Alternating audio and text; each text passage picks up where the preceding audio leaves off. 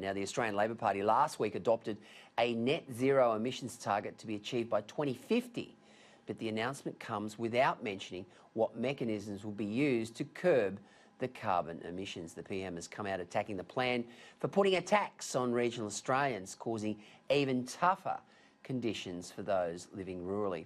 I spoke with National Farmers Federation CEO Tony Maher earlier tonight on the impact this target could have on regional Australia.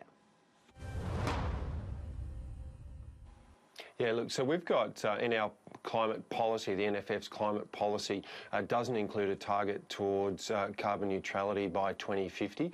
We have in our roadmap for a $100 billion industry, we do have an aspiration for the industry to be trending towards carbon neutrality by 2030. So the two things are different. And what we've said in our roadmap for that extra growth for $40 billion over the next 10 to 15 years is that each sector looks at the methodologies, the techniques, the practices and the research that's required to make sure that we can continue to produce food and fibre in rural and regional Australia, but that we also look at areas where we can reduce our emissions. So that's our stepping stone to getting towards that, trending towards carbon neutrality by 2030. So two different issues and policies. Our current policy doesn't support a carbon neutrality by 2050. Matt Canavan's been quite critical of the NFF. Do you think that's been fair? Oh, I've had a conversation with Matt, a couple of conversations with Matt, and I think the concern is that he thinks we are, committing towards a carbon neutrality by 2050, and that's not the case.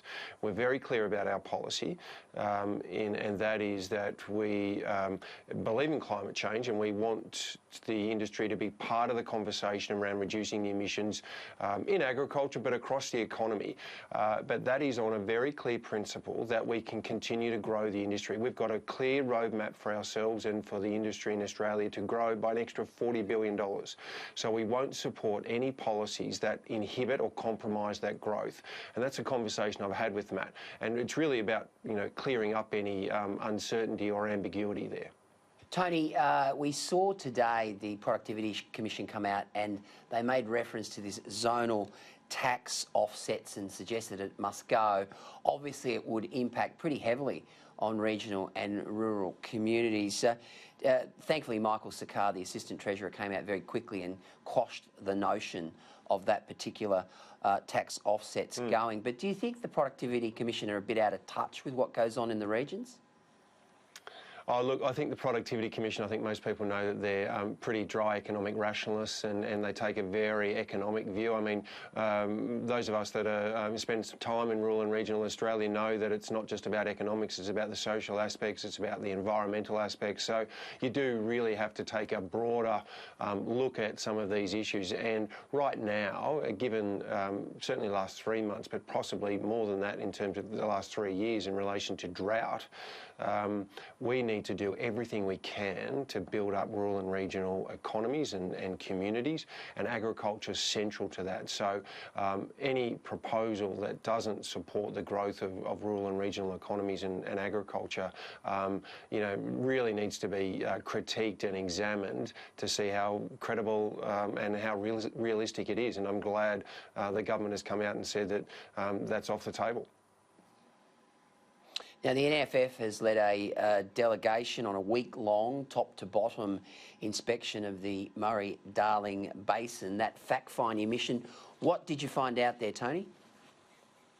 Oh, look, it was a great opportunity to sit across the table around people's verandas and just hear about the views and the concerns and the frustration, I've got to say, with some of these communities. So we started in Goondiwindi and ended up in Goolwa in South Australia. So we didn't drive all the way, thankfully, but spent time with the communities and went to Menindee Lakes and heard people voice their concerns. And we knew that those concerns were out there, but it was extremely valuable for Fiona, the President, and I, and David Johinke from Victorian Farmers Federation and New South Wales Farmers and AgForce. So we had all of our state farming groups and South Australia, primary producers, to have a collective, coordinated view of the issues that are of real concern in the basin. We knew that they were there, but you can't replace sitting down with people across the table and hearing it directly from them. So extremely valuable. And the takeouts really are that we need to fix the plan. We need to make sure that the recommendations that in Productivity Commission or any other review, there's been a whole number of reviews, we need to make sure that they're actioned and that communities and the river remain healthy and try and get that balance right. Drought and bushfires have dominated headlines over the last 6 months in this country. We've had a bit of rain, Tony, in the last 4 weeks or so, and that's been very much welcomed by farmers and those in agribusiness. But how's it looking? I mean, is this this is obviously welcome, but what's the situation as we speak? Oh, look, it's still pretty dire. I had the opportunity last Friday, to be in Launceston with the Federal Agriculture Minister and all of the state agriculture ministers and in fact, the Agriculture Minister from New Zealand. So the AgMin meeting, we were invited in there to take part in the discussion on drought, and we've been working closely with Minister Littlepratt and also Shane Stone. And we were very clear there that the rain has been great in some areas, and some people are getting their dams filled up, and there's a bit of water and moisture around, but there is still a large percentage of the state, so New South Wales and Queensland, that is still experiencing really dry conditions, and we can't think that this drought is over.